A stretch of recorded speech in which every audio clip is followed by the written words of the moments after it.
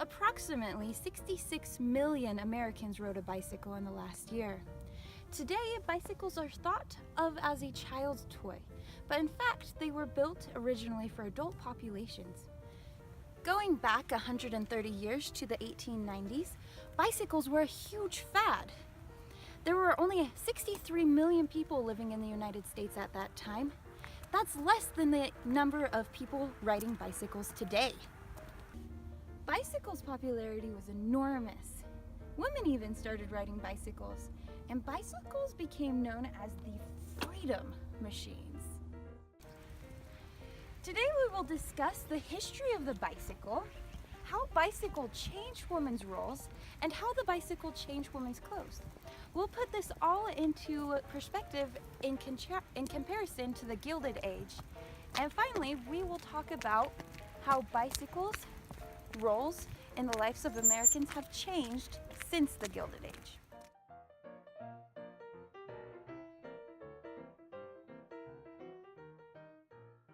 The first bicycles were known as the hobby or dandy horse, or running machines in the early 1800s in Europe. These were two-wheeled machines without gears that you would use your feet on the ground to propel forward. When they were outlawed from sidewalks, they lost their fame. In 1863, the bone shaker, or velocipede, was invented. Because it was made with steel wheels, this bike caused your body to vibrate as you rode on cobblestone roads. The pedals were connected to the front wheel, and there were no gears. A tricycle version of this existed as well for women to ride. By 1870, you have the ordinary, or the high wheeler, which was much more comfortable. The front wheel was very tall and made of rubber. The pedals were still attached directly to the front wheel. You would purchase a bike with as big of a wheel as you could handle. This is when the term bicycle is first used. These early bikes were expensive and mostly were rode by rich young men since they cost a worker's 6-month salary. During the 1870s, bicycles were improved with bearings, gears, brakes, chains, speed changers. For instance, you will end up getting the bicyclette. By 1880, bicycles were organizing to get roads paved. Later in the decade, tires were rubber and inflated with air. By 1844, Thomas Stevens took 3.5 months to travel across the United States on a bicycle.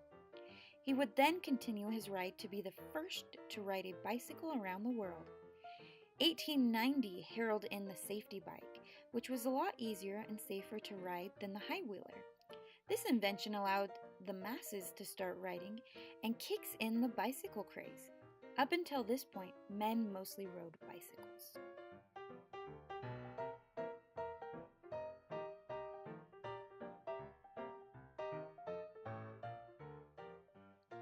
The Muncie magazine said, "To men, the bicycle in the beginning was merely a new toy, another machine added to the long list of devices they knew in their work and play. To women, it was a steed upon which they rode into a new world." While men were riding the dangerous high-wheel bicycles, women were at first confined to tricycles. These tricycles allowed women to continue to dress in a dignified way. The safety bicycle, created in 1890, made it possible for women to start riding bicycles because the frame dropped, allowing women to ride while wearing skirts. In addition, bikes began to have a skirt guard that covered the spokes and chains so that a lady's skirt would not get caught. Famous songs were written about women and bicycles, such as "Since Kate Rides the Wheel." Annie Londonderry would become the first woman to ride a bike around the world. She would leave her husband and kids in 1895 to make her 18-month ride in mostly a man's riding suit.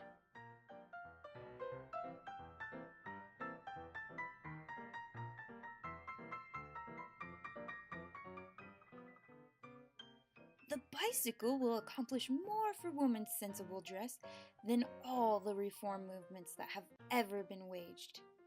This is a quote from a family magazine in 1895. As women started riding bicycles, fashions needed to change. This was part of the rational clothing movement.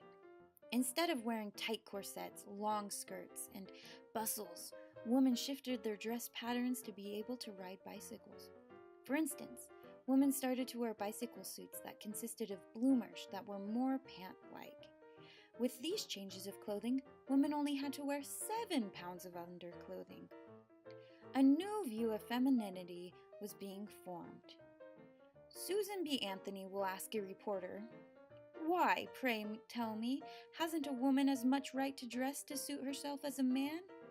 The stand she is taking in the matter of dress is no small indication that she has realized that she has an equal right with a man to control her own movements.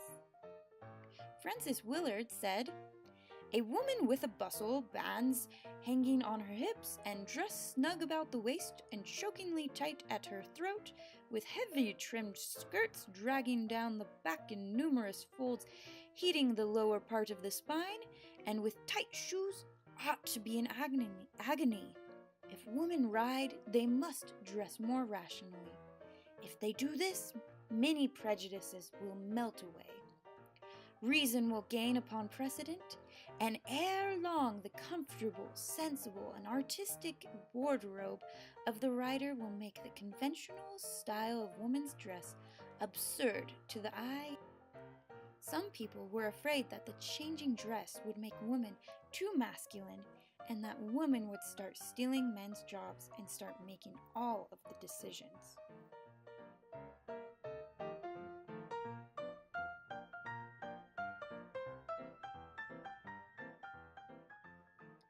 Bicycles built into the larger women's rights movement. With increased mobility, women had increased personal freedom. The bicycle created what was known as the New Woman of the 1890s. This new modern woman saw herself as equal with men, was sporty, went to college, was interested in a career, and became active in political and social issues. This was drastically different from the cult of domesticity that placed women in the home. Susan B. Anthony said, "I think the bicycle has done more to emancipate women than any one thing in the world. I rejoice every time I see a woman ride by on a bike. It gives her a feeling of self-reliance and independence the moment she takes her seat, and away she goes, the picture of untrammeled womanhood. What is better yet? The bicycle preaches the necessity for women's suffrage. When bicyclists want a bit of special legislation, such as side paths, the women are likely to be made to see that their petitions would be more respected by the lawmakers if they had the right to vote, and the men that they are losing a source of strength because so many riders are women." The women's rights suffragist movement to expand women's rights to vote in the 1890s fell into the larger scheme of the Gilded Age.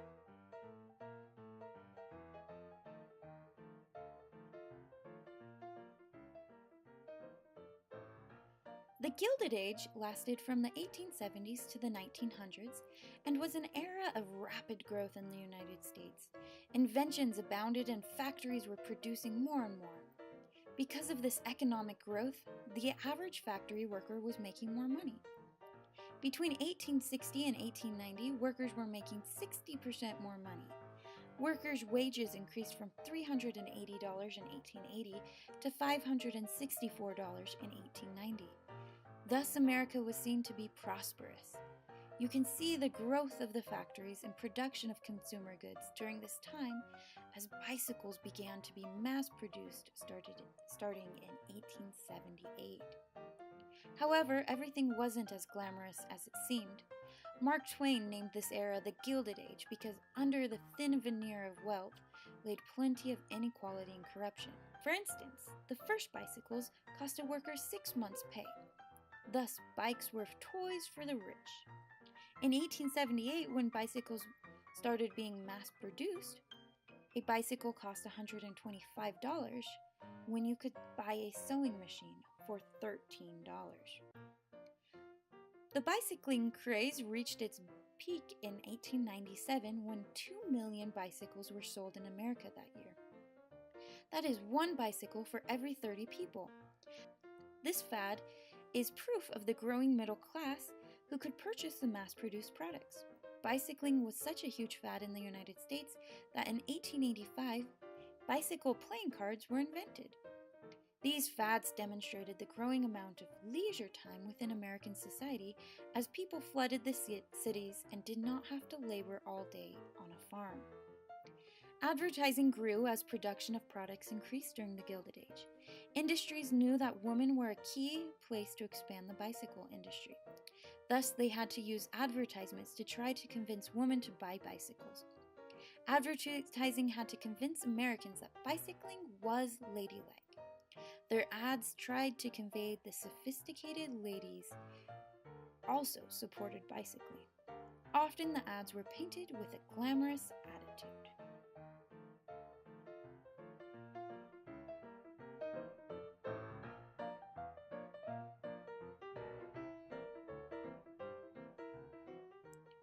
Bicycle usage would shift dramatically at the turn of the century.